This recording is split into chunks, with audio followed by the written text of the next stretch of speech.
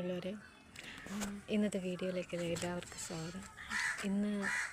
ഇന്നലെ രാത്രി മുതൽ പനിയായിരുന്നു. പെട്ടെന്നുണ്ടായതാണ്. ഭയങ്കരമായിട്ട് വലത് കാലിനൊക്കെ നല്ല നീരുണ്ടായി. ആ നീരിൻ്റെ ബുദ്ധിമുട്ട് കാരണം പിന്നെ അത് പനിയായി. ഇപ്പോൾ ഭക്ഷണം കഴിക്കാൻ നല്ല ബുദ്ധിമുട്ടുണ്ട്. ദഹനം തീരെ ഇല്ലാത്ത അവസ്ഥയാണ്. അപ്പോൾ അതിൻ്റെ കൂടെ ഭക്ഷണം കഴിക്കുമ്പോൾ വോമിറ്റിങ് ഭയങ്കരമായിട്ട് കൂടുകയാണ്. അതുകൊണ്ട് വന്നിട്ട് വലിയ ബുദ്ധിമുട്ടാണ്.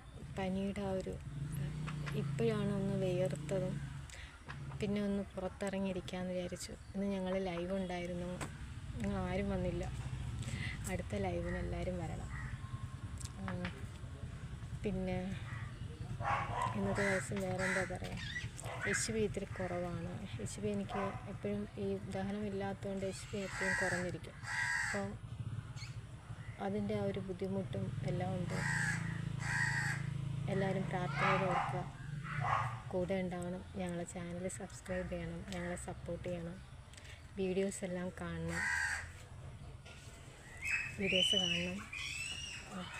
പിന്നെന്താ ലൈക്ക് ചെയ്യുക.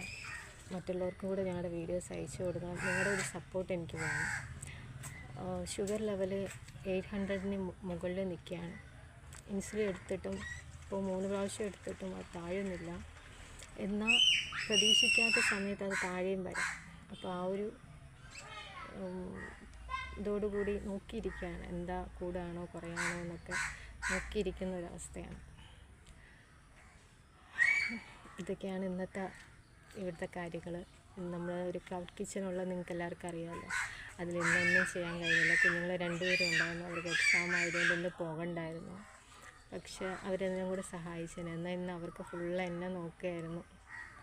എന്നിട്ടാണ് ഇപ്പോൾ ഞങ്ങൾ ഈ വീഡിയോ എടുക്കാൻ ഇവിടെ ഇറങ്ങിയിരിക്കുന്നത്.